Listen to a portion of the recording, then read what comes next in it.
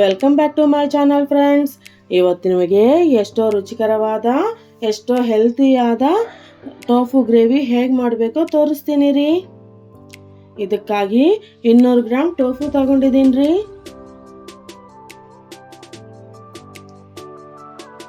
ಇದನ್ನ ಕ್ಯೂಬ್ಸ್ ಆಗಿ ಕಟ್ ಮಾಡ್ಕೊಳ್ಳಿ.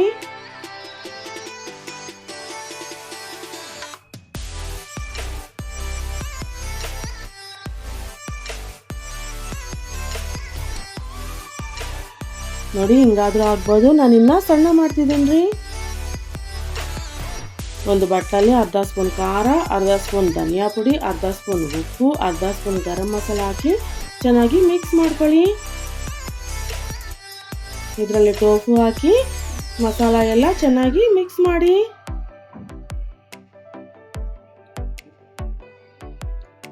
ಒಂದು ಬಾಣಲಿಯಲ್ಲಿ 2 ಸ್ಪೂನ್ ಎಣ್ಣೆ ಹಾಕಿ 1 ಸ್ಪೂನ್ ಬೆಣ್ಣೆ ಹಾಕಿ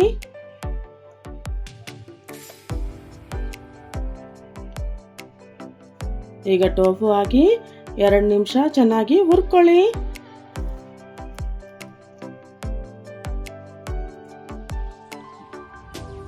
ಅದೇ ಬಾಣಲಿಯಲ್ಲಿ 2 ಸ್ಪೂನ್ ಎಣ್ಣೆ ಹಾಕಿ 1 ಮೀಡಿಯಂ ಸೈಜ್ ಈರುಳ್ಳಿ, 2 ಮೀಡಿಯಂ ಸೈಜ್ ಟೊಮೆಟೊ ಹಾಕಿ ಚೆನ್ನಾಗಿ ಹುರ್ಕೊಳ್ಳಿ. ಇದು ತಣ್ಣಗಾದ್ಮೇಲೆ ಒಂದು ಜಾರ್ಗೆ ಹಾಕೊಳ್ಳಿ. ಸ್ವಲ್ಪ ಗೋಡಂಬಿ ಹಾಕಿ ನುಣ್ಣಗೆ ಹಾಕೊಳ್ಳಿ. ಅದೇ ಬಾಣಲಿಯಲ್ಲಿ 2 ಸ್ಪೂನ್ ಎಣ್ಣೆ ಹಾಕಿ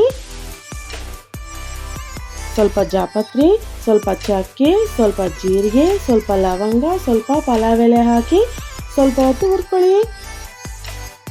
ಸ್ವಲ್ಪ ಹಿಂಗ್ ಹಾಕೊಳ್ಳಿ. ನಾವು ಮಾಡ್ಕೊಂಡಿದ್ದೀವಲ್ಲ ಟೊಮೆಟೊ ಪೇಸ್ಟು, ಅದನ್ನು ಹಾಕಿ. ಅರ್ಧ ಸ್ಪೂನ್ ಶುಂಠಿ ಬೆಳ್ಳುಳ್ಳಿ ಪೇಸ್ಟ್ ಹಾಕಿ. ಅರ್ಧ ಸ್ಪೂನ್ ಅರಿಶಿನ, 2 ಸ್ಪೂನ್ ಖಾರ ಹಾಕಿ ಸ್ವಲ್ಪ ತುರ್ಕೊಂಡು 1 ಸ್ಪೂನ್ ಧನಿಯಾ ಪುಡಿ, 2 ಸ್ಪೂನ್ ಉಪ್ಪು ಹಾಕೊಳ್ಳಿ.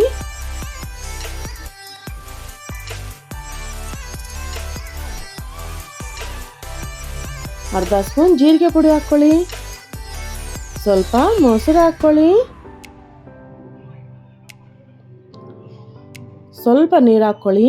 ಗ್ರೇವಿ ತೆಳುವಾದರೆ ಚೆನ್ನಾಗಿರಲ್ಲ, ನೋಡ್ಕೊಂಡು ನೀರು ಹಾಕ್ಕೊಳ್ಳಿ. ಈಗ ಇದಕ್ಕೆ ಚೆನ್ನಾಗಿ ಕುದಿಯುವಾಗ ಟೋಫುನು ಹಾಕಿ ಸ್ವಲ್ಪ ಹೊತ್ತು ಚೆನ್ನಾಗಿ ಕುದಿಸಿ.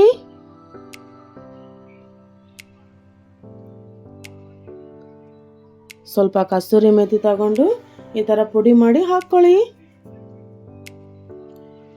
ಅರ್ಧ ಸ್ಪೂನ್ ಗರಂ ಮಸಾಲ ಹಾಕ್ಕೊಳ್ಳಿ. ಇಳಿಸೋಕೆ ಮುನ್ನ ಸ್ವಲ್ಪ ಕೊತ್ತಂಬರಿ ಹಾಕೊಂಡು ಇಳಿಸ್ಕೊಂಡ್ರೆ ಟೋಫು ಇಂದ ಗ್ರೇವಿ ರೆಡಿ ಆಗೈತೆ ರೀ. ತುಂಬ ಚೆನ್ನಾಗಿರುತ್ತೆ. ಒಂದ್ಸಲ ನೀವು ಟ್ರೈ ಮಾಡಿ. ಇಷ್ಟ ಆದರೆ please like, share, comment and subscribe.